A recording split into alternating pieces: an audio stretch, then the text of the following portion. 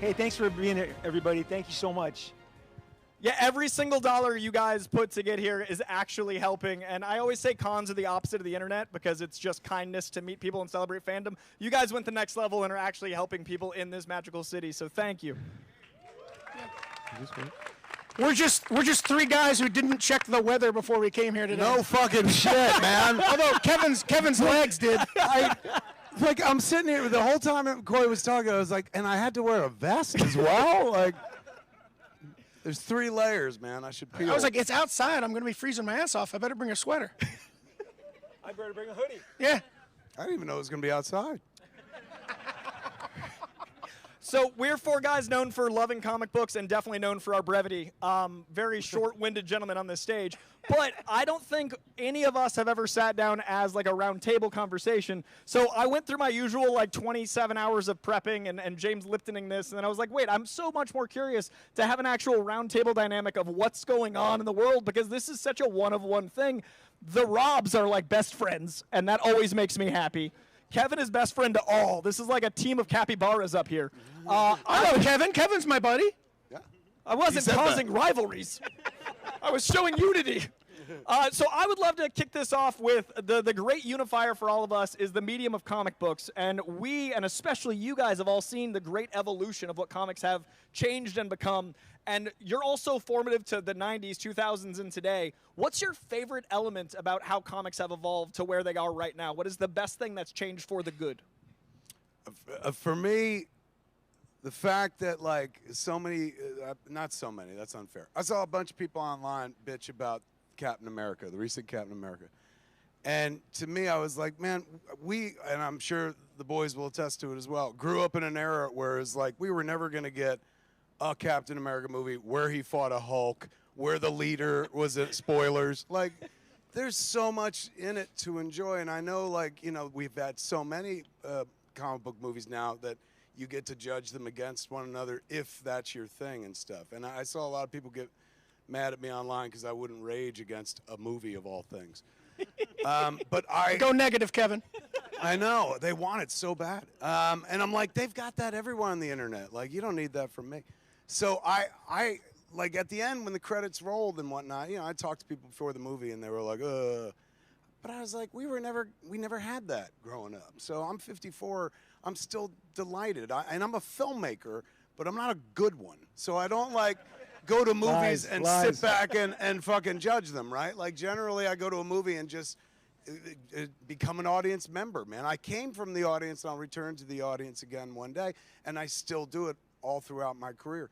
So as an audience member and as a comic book fan or as a director, I never go in with anything but, like, I'm slobberingly grateful they're doing. I couldn't believe they made a fucking Craven movie, man. I didn't see it, but I couldn't fucking believe they made it. Like, that's the crazy thing. We live at a time where there's a Craven movie and we didn't missed go it. see it. I know. We were like,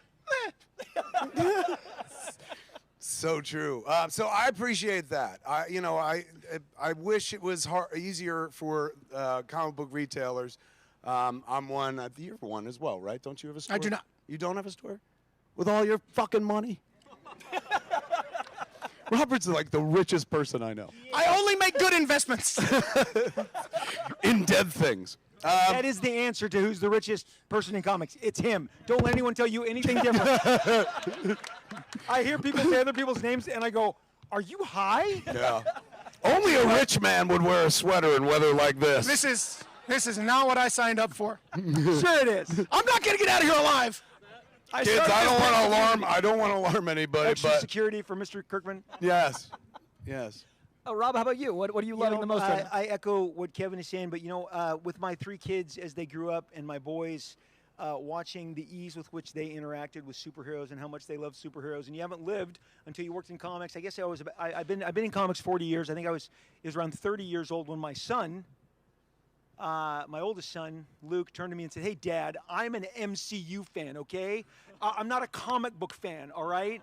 I'm an MCU fan. And you go, well, the studio part really loves that, but he loves it. He loves the it was like, Dad, that's my thing. It's how it was said to me. Were you like, hold my beer, man? Like, No, but it's cool. And look, like for his 16th birthday, the entire varsity basketball team, we took them to see Civil War, and we all, we got them the front row, the IMAX seats, and I just told my wife, I'm like, this was not happening in 1984. Like the outward love of comic books, and it's so awesome. I may or may not have hid some of my comics in my peachy folder growing up because I didn't want to be harassed and called the nerd because I was trying too hard to fit in. But now comic books are everywhere. They're on all your shirts, and they're just commonplace. So that's my shorter Bunch answer. of nerds. Is that us? The Biff collars really just bringing out this energy. How about you, Robert? What are you enjoying most other than like the abundance of Funko Pops you and I get to throw at people at cons?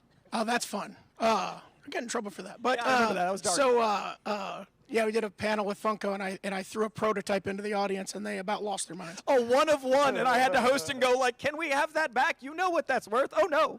I was so mad though because they were standing off to the side at the panel. No one wants to hear this story. And I looked over with it, and I was like,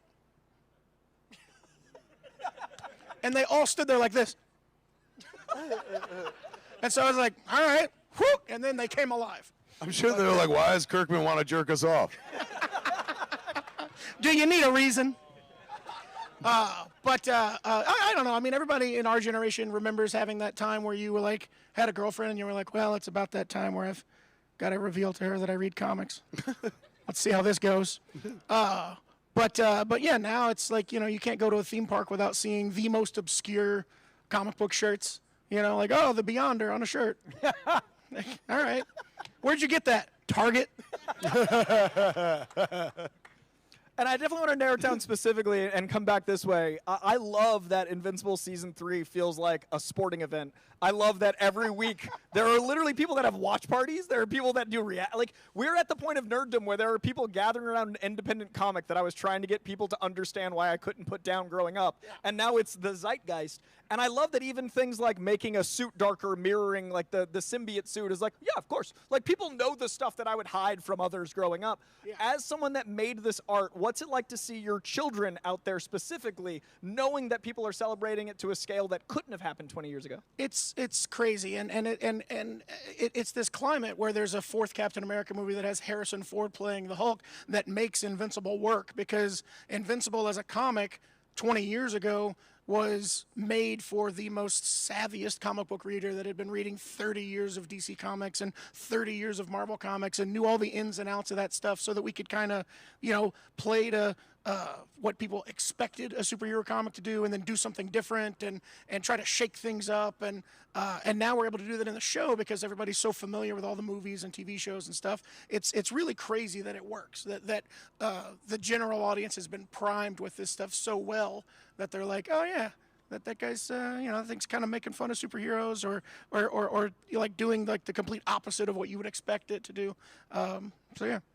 And Rob, you just had Deadpool Team Up #5 come out last week, and that was your big farewell to the Merc with the Mouth from your own pencil, your goodbye to the character. And I'm obviously a huge fan of Deadpool, but I really love how much you care about your work. I love that you have maintained a passion throughout time. It's not been something like, I made it and now it's out there. You've had this commitment and love, and spoilers for the end of a comic that came out last week. I'm sorry, it's a window of time I'm going to accept. You're in the thing. Yeah. And I love that you even are like, well, now I'm canon too. This is my experience. What's it been like for you to see not just Deadpool rise, but also to have Deadpool 2 reference you, to have Deadpool 3 have a trailer with your name in it as a joke, but also to then put yourself back in to complete the Ouroboros?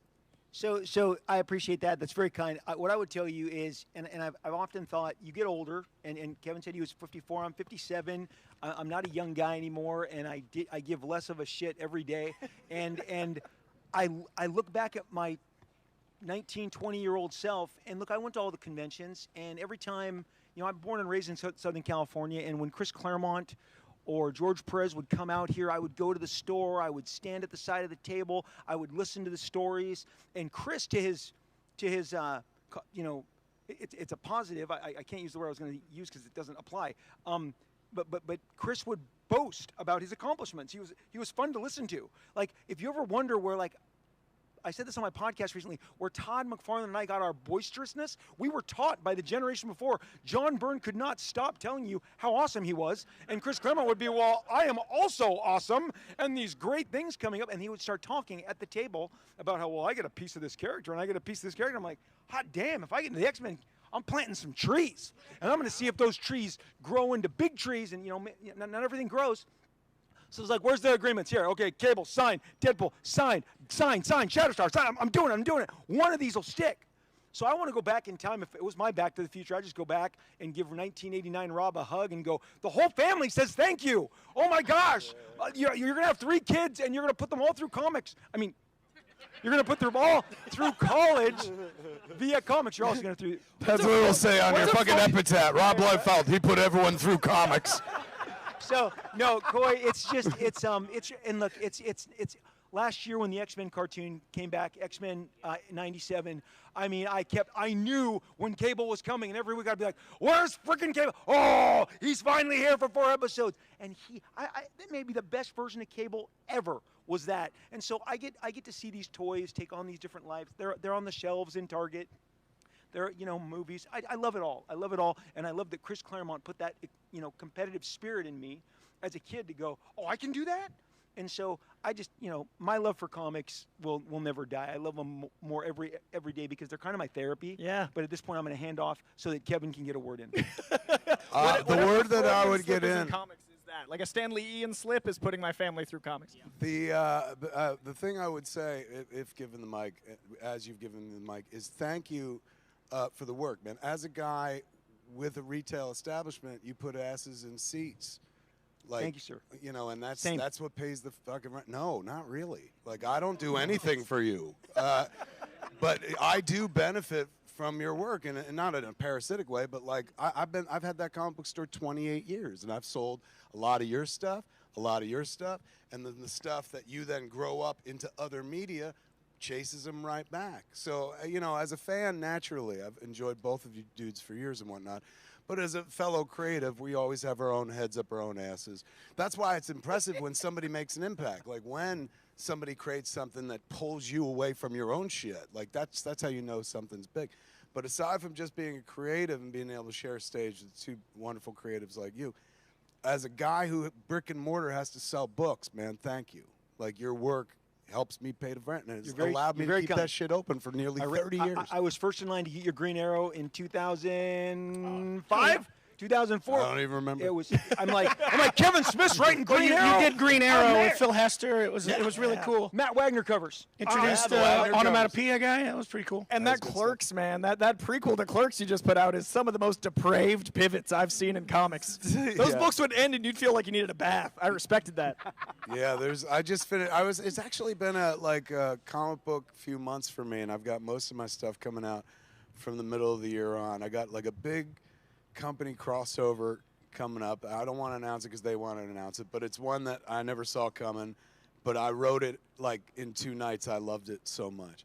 Then I went back to work for one of the big 2. I can't say what it is, but it's a big project, and they asked me to do a small thing in it, and I was delighted to be back, and it might lead to another thing. But then I've got 4 issues of Volume 3 of Quick Stops that I do for Dark Horse that come out at the end of the year. So from Comic-Con on, man, I'm like deeply entrenched in the world of comics. Awesome. I wish I could draw. All I could do is write, kids. So I always team up with talented people who can draw on shit like that. I love that I hear Darth Vader over a comic. I heard that, yeah. I was like, yeah. That's why I cut it off. I was like, I was being choked from a bar. I guess that's it. Shut the fuck up. I thought Let Liefeld speak. That's Feige in the suit going like, do not talk about the big 2. There's lasers. Actually, I have a movie question for you, though, because as much as I love all things fandom, Mallrats was the thing that legitimately told me there were others. Yeah. I had never heard someone talk like Brody. I literally felt, I hid my Spider-Man shirts under Abercrombie because I thought that was okay. But as I grew up, Brody was my beacon of light, and hearing those characters. But then Dogma came out, and there was this really insane moment of like, I'm actually connecting to, I didn't grow up Catholic, but now I feel like Catholics get me because they get Mallrats. Right. So it's this unifying thing, and I know Dogma 2 is finally a cooking. I would love to know if there is any update, because I know the internet misquotes you. I want to actually quote you. What's going on with Dogma 2, man? Before there's a Dogma 2, we have to deal with Dogma 1, which happily we get to do this year. So they haven't announced that yet either. But they're going to announce it soon because it's coming up. What are we in? February? Yeah, bless you. They've got COVID. It's an outdoor venue. Yeah, good point. So they haven't said, but something very exciting is coming. If I fucking say Just stuff, tell us. I get, Just tell us. I can't. Just tell us. No one's listening. Jason Muse's wife runs our company, and anytime I talk out of turn, she's like, "You ruin everything. Shut the fuck up." So she said, and specifically before I came here, she was like, "Don't talk about Dogma," and I was like, "I won't." So that's as much as I could say. I'm just going to text her now. Yeah, hit her. She'll fucking tell you, no problem. But in terms of Brody, man, and Mallrats, in terms of like, hey, he was the voice. A voice that you heard where you're like, oh shit, kind of like me. There was a time where Brody was scarce. Now the world is full of Brody. Oh, the internet, dude. Yeah. We talked about this, like, one of the first conversations we had was, like, Brody being my guiding light, and you were so sweet to go, like, no, but you're nice. And, like, it really stuck with me that is kind of what the internet's become, is the guy that goes, gatekeeping, this is mine. Yeah. And this is the opposite. Like, that's what I love about this community. And I do want to talk about, in that same vein, we're all actually fans of this stuff as well. Yeah. And, again, this is a rare opportunity. I'm so excited for Fantastic Four and Superman. And Yeah. this is kind of a one-of-one moment where this is right before we're coming up on a zeitgeist shift for the big two. In 2008, there wasn't the conversation of, like, I bet that Downey Jr. joint's going to do things. Like, this is actually the first time we can see a universe shift in real time. Yeah. With Fantastic Four's trailer, and then I want to talk about Superman, as people who have worked in these universes, what do you guys feel from that? And was there any moment of nerddom where you're like, oh, I haven't felt that in a while? Starting with Rob down the end. No. Done with it. No, I mean, it's cool to see Galactus, you know? Like, stole my answer. Yeah. What else were you going to say? No, that's it. That's it. I hear this. I'll give it up to him. Like there's so much excitement. At least they produce it. It seems to be in the folks on the internet as well, over the idea of a Fantastic Four movie, that they've generated the idea that it's the first. Like, oh my God, it's the first time it's going to be in the Marvel Cinematic Universe. But there've been 19 fucking Fantastic Four movies and stuff. But their marketing and the excitement that they're building around it, and how, like, the look of it in terms of, like, you know, the kind of retro, futurist, quasi-futuristic look.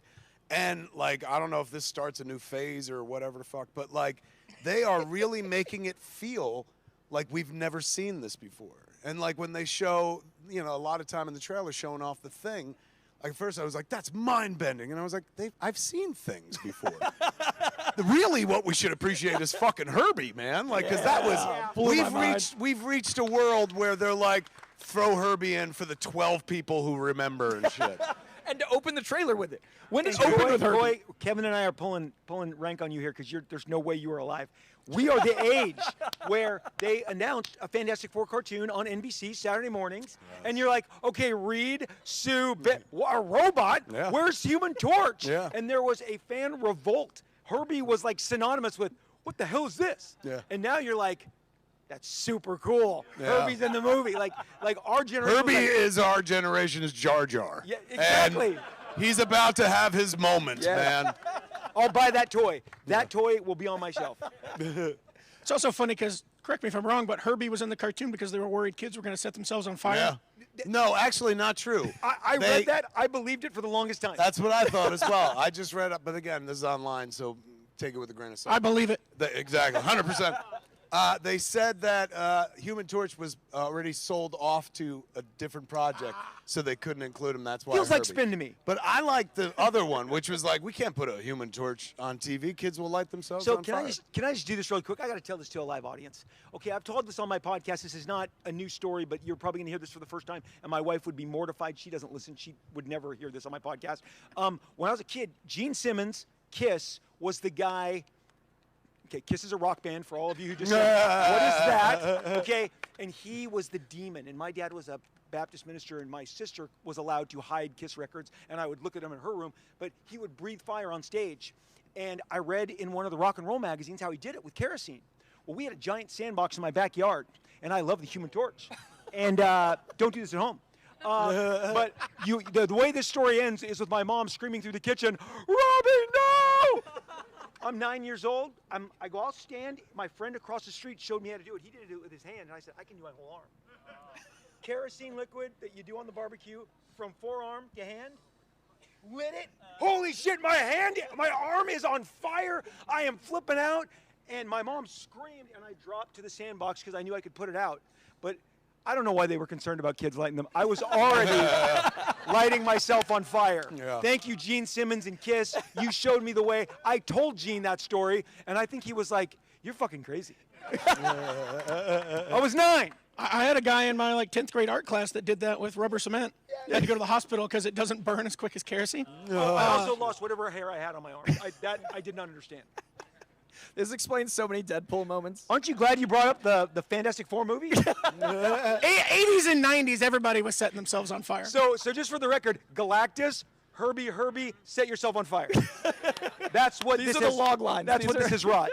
Now, pivoting to Superman, we have had also likewise Superman movies, but in the same vein, this does feel like a first. This does feel unprecedented. This trailer felt different to me in a way. I mean, I was a kid for Superman Returns, and it was referencing a film from before I was alive. Right. So this Superman film feels like a big actual first, and it's launching a universe. I'm wondering with you guys, having worked with these characters also in that universe, your experience of the trailer.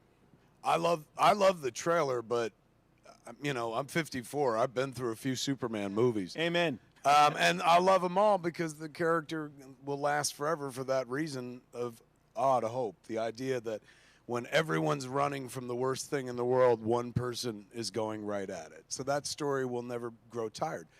But we've seen this before. And it's not even the beginning of a new universe because they told us that Blue Beetle was the beginning of the new universe and then the cartoon series. So without all that baggage, it just looks like a strong fucking flick. And not like it looks better than this version of Superman or that. Somebody else, as comic book readers and fans and whatnot, you're used to many different creatives handling the same character or title. So for me, it's like, all right, now we get to see what James Gunn's issue of Superman looks like. And I'm excited as fuck for that, but it doesn't feel like, oh my God, they've fucking reinvented sliced bread. Like it's still the dude. The one thing I will say is, holy shit, they put underwear back on him, and that does feel new. Sliced bread. This is good wrapping on this sliced bread. I hate that we had a period of time where the underwear was embarrassing. Yeah. It's like, it's not embarrassing if we say, this is cool, look how cool this is, and then everyone goes, oh, I guess it's cool. Yeah. It's the X-Men in black leather. It took so long to get out of. I think when we started making comic movies for everyone, we lost the way. Who was I think it was Dave, was the guy's name who plays Corn Sweet? David Cornsweat. Really? Cornsweat, yep. Cornsweat. Cornsweat. Cornsweat. Yeah. Not He's Sweat British, Sweat. man. They got weird last names. I know. It's crazy. I read a thing where I think it was he the one that said this costume should have frivolity to it? He basically said that I'm playing an alien that has powers that would terrify children. I need to be the one to make sure they're not scared. I thought that was beautiful. The way he expressed it, I'm pretty sure he used the word frivolity. Maybe somebody else used it in place for him. But it should, and his rationale, was, I've been reading this character, watching this character for years. Never occurred to me, and that's beautiful. The idea of, I have to make myself seem more friendly or, not as frightening to whoever's going to encounter me. So the idea of, trunks, the way a wrestler would wear them, and I think that was the parallel they made. I bought that 100%. And I was not one of those people that was like, take the underwear off and shit. But I hope that appeases everybody that didn't like the look of the underwear. It should be silly. All of this shit should be silly. Please never listen to me. Obviously, I don't know what I'm talking about, and I'm not very successful at what I do. But they keep making these Batman movies, and every time they're like, this one's the realest one yet. Oh, my God, this is what it would be like if it happened in the real world. And the closer you get to reality, the more that concept falls apart. I watched The Batman in theaters the same night that I finished watching season 1 of Reacher. And I was the whole time I was like, why doesn't he just Reacher all these people? Why is he holding back? Why is he wearing a mask? Grow up! All this shit. And I'm into this stuff. The more realistic you make it, for me, it falls apart. I like it to have an air of fantasy about it and frivolity. And the idea of those underwear up front tells you right up, like, this ain't fucking real. And it never will be. And that's why we go, that's why, like, you don't see a bunch of people, and this is sad, but a bunch of people don't go like, I'm reading Policeman comics. You know what I'm saying? And policemen do the same fucking job, ostensibly, as a hero, we hope, and shit. So, but they'll read about somebody else who, like, puts on a different color and does kind of a similar job and whatnot. That's the fantasy element. We all want to be rescued. I don't give a shit what gender you are, man. We want to believe that in our darkest hour, someone will fucking drop from the sky and be like, stand back. And blow whoever we need blown, man. Like, so with the Funko Pop. Yes. I love those shorts, man. I know this is not, you know, I'm not selling a crowd. Everyone here is convinced as well. But that's why I think it totally works, and that's why I liked seeing that element. That's why, again, with Fantastic Four, there's a throwback element to it that's exciting because there's been such a drive to the future and to, like, make things as realistic as possible because we have effects that can make it do so. But I like like throwing in crypto works for me in such a big way because I'm like, that's a comic book. Yeah. You know, like Man of Steel will make you believe that that shit could happen in real life because Zack Snyder posits it like a serious film. This version, they throw in the dog and you're like, all right, this is definitely a comic book. This is definitely like going to be a story that I grew up kind of reading. And stuff. Like opening with HERBIE. It sets the tone in the opening. And there phrase. ain't nothing wrong with any version of that. Like, I loved what Zack Snyder did. I love what everybody does when they step up to it, man, because it's watching any artist take their self-expression to a character that means as much to them as it means to me, the reader. Like, any number of creators who step up. James Gunn could make a movie about anything. He don't need Superman, but he wanted his shot at that title, at that particular, and when I say title, I don't mean like the boxing title. The title, Superman, that character, because he's like, that character appeals to me. James is a hopeful guy, and that's a hopeful character. So I like that we're in the age now where it feels like they're going to let him be a little more comic booky. The comic book movies. I think we've chipped away and earned it. I think now that it's societal, we've gotten to the point where we can just accept a man in tights, and that's wonderful because we can have Wolverine in the yellow. We can have these big moments and swings. And speaking of a Dogma 2-esque question that might get someone in trouble, I would love to hear about Evangelene, if you can speak.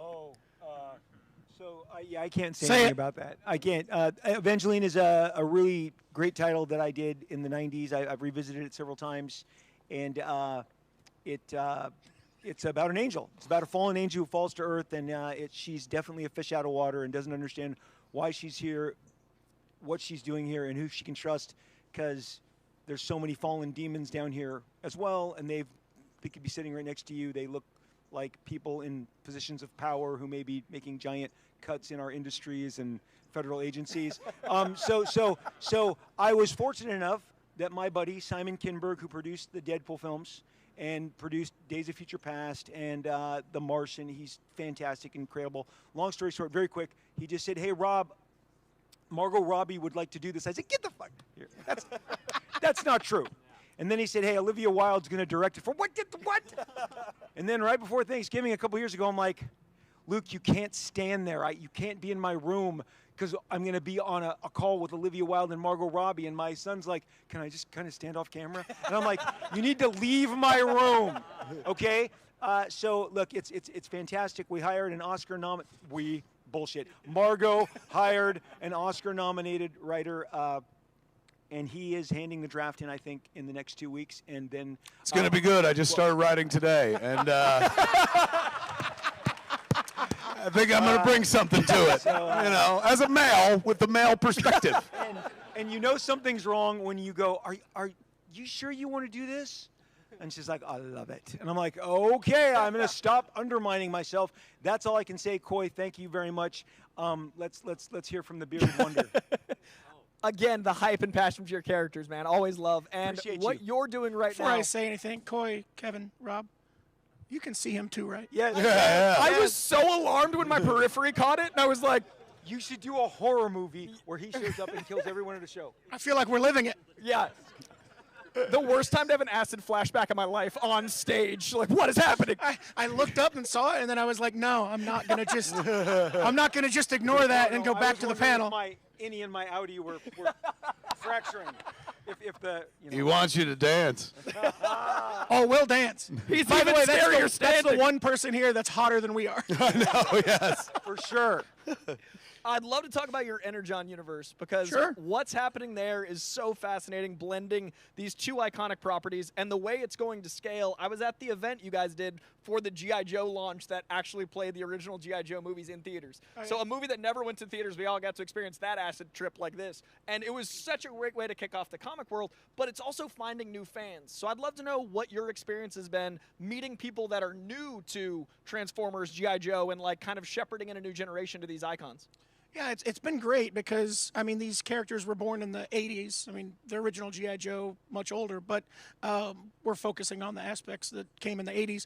And they've been largely separate. IDW's done some things that have combined them. But what we're kind of doing is we're like building a cohesive shared universe around them akin to what Marvel does or what DC does. And it's great because there's thousands of characters at our disposal, and they all have these amazing connections that have been built by tons of writers and artists over many comic book lines and animated series and movies and things like that.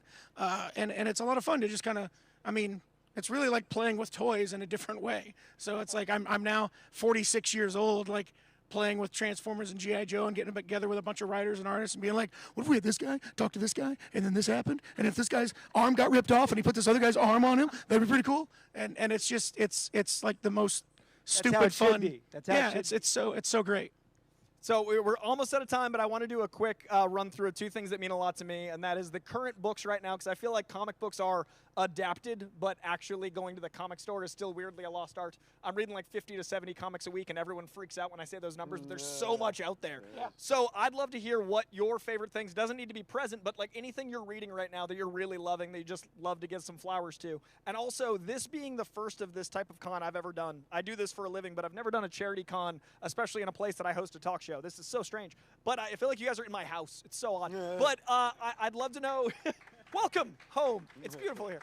But I'd love to know some of your favorite con experiences, because you guys are all actual seasoned vets to a world that I feel like we just started letting other people into. Like Twilight brought in studios, but I feel like this whole new wave is we're kind of going back to the 90s. Cons are starting to feel like ours again, and I'm really loving that. This feels like, I don't know, I feel like I can talk about this stuff without being like, Spider-Man's this guy that got bit by a... So, get out of here, movies and TV. Yeah. Please watch Invincible. Yeah, please. It pays for the other stuff. I know it does. It was #1 this morning on my Amazon. Was it really? Come on. Did we beat Reacher? You're good. So any comics... I got to check. While Rob checks, any comics you're digging right now or anything you're reading right now you want to give some love to or in the last couple of years? Batman 1989. It's been really enjoyable for somebody that loved that movie. That movie was a seminal flick in my development and growth. And so I thought it's cool what they're doing. And I'm jealous. I'm like, why didn't I pitch that? I wish I would have done it. And I like all the choices that they're making.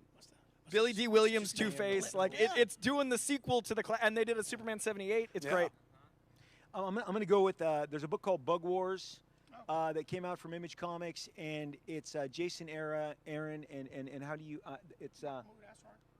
Say the name. Mahmoud Asrar. Okay, he's done... I met him at a show a couple years ago. He was doing Conan for Marvel. Long and the short of it is, it's a brand new independent comic that has got production values and art and story that is as good as anything that you're going to get from the majors. It's the best of what independent comics should be, and I'm excited for both of them. It's really wild. It's like fantasy. It's like Game of Thrones in your backyard, in between the blades of grass. Bug Wars, grab it. I don't get a piece of it. I have nothing to do with it. It's awesome. There's a new book called Seasons with it's by Rick Remender and Paul Azaceta. I worked with Paul on a book called Outcast. Very jealous of Rick getting to work with him. He's doing like the work of his career on this book. It's really awesome. I highly recommend it. This guy right here is doing a thing called Last Blood that he's selling direct on Whatnot. That's like an exploration of all his 90s characters. You got your Prophet in there, some Bloodstrike Brigade. It's just super awesome and like very nostalgic for me. I really enjoy it. Thank you. But yeah, there's a lot of good stuff coming out right now. And the last question for me will be con experiences, because it is summer camp for me. I never got to go to summer camp, and this always feels like that, but meeting my favorite people and then creators. Do you guys have any specific con memories that keep bringing you back? I know the lines get long and hands cramp, but are there any things that make it all worth it every time? I watched George Romero go to the bathroom one time. Like from afar, I saw him walk through the door, and I went, God damn, it's fucking George Romero. Then I left. But it's stuff like that happens all the time. It feels like a dream, but for real. Like you'll look left and right, and it'll be a different reality. Yeah. You go. No, you go. Okay, so here's the deal. When you get to these comic conventions and comic book creators, of which Kevin is and has done so many comic books in addition to all these great movies, and dude, we need more Red State. That's my favorite thing you've ever done. Red very State. sweet. I've told him that too. The night that it came out on video deal, I was like, bye, dude. More and Tusk. Flip me out. Theater opening night, midnight screening. Okay, Yeah, stop with the self-deprecating, man. You're a here's the fucking deal. legend. Yeah. When we get doing? together, we as comic book people view comic book people maybe more special than, like, the reason I'm saying this is, when X-Force #1 came out in 1991, there was a show in LA, right here at the LA Convention Center, and they put myself and Mike Mignola of Hellboy on stage with Jack Kirby. Wow. And we didn't say anything because we were on either side of him going, what the, it's Jack! And I had met Jack and known Jack and eventually would end up at Jack's house, which is awesome. But we just hung on his every word, and I have never met anybody, and I've had the good fortune of breaking bread, meeting with Mr. Steven Spielberg. I don't put him anywhere close to Jack Kirby. Jack Kirby was magic incarnate. He was miracles, rainbows, unicorns, and that is like just watching him. And that's where I get my famous line. He told everyone, I have an unlimited budget on my paper.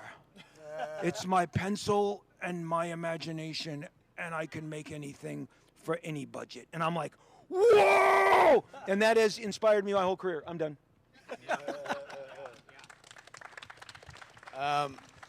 A contemporary of Jack's, Mr. Stan Lee, man. He made an appearance in a movie we did 30 years ago called Mallrats. And so every con I went to after that, I would see Stan. And Mallrats, like, aged well, but didn't work out when it came out. Flopped at the box office. And when a movie flops, it's kind of like, you know, when Jesus gets arrested and all the apostles are like, go scattering, and people are like, hey, you knew that guy. Like, I don't know that guy at all, man. And then a cock crows and shit like that. So in that world, like, when a movie doesn't work, people just, like, scatter. Stan was the opposite. Stan would always come up to me and be like, Kevin, when are we doing another movie? And I'm like, the last one didn't work and shit.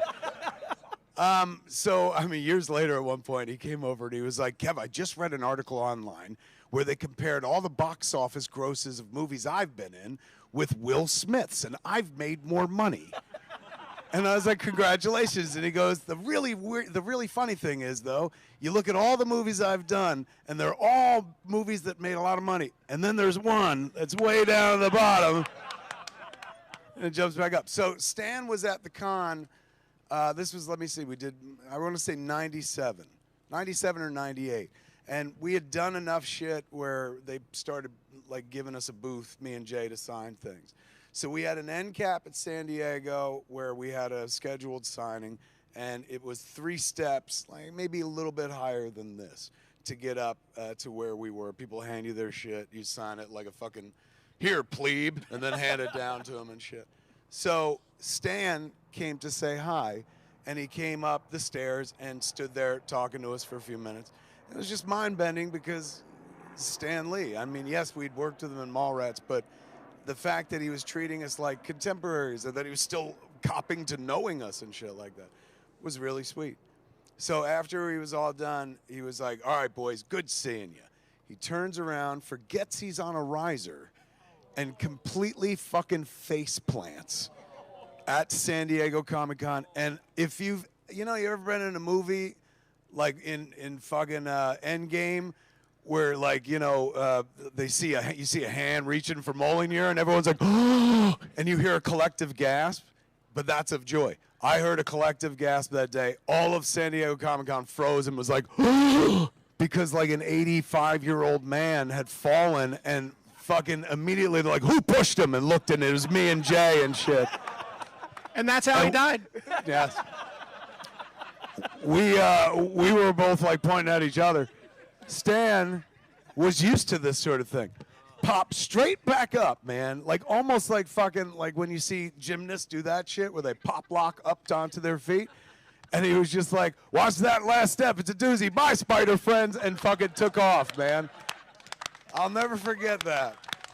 The definition of Excelsior. Yes. Ever upward stand. Couldn't stop that guy except once. Do you think he walked out the door and then went to his handler and was like, get me to a hospital now? It was like the old George Carlin bit where George Carlin's like, a cat will fucking like smash into a wall and be like, I meant to do that. And then get behind the couch and be like, fucking meow. I guarantee you, as soon as he got into the car, he was like, oh, spider, fuck. With great power comes all this shit too. Fucking mall rats guy. Silent Bill.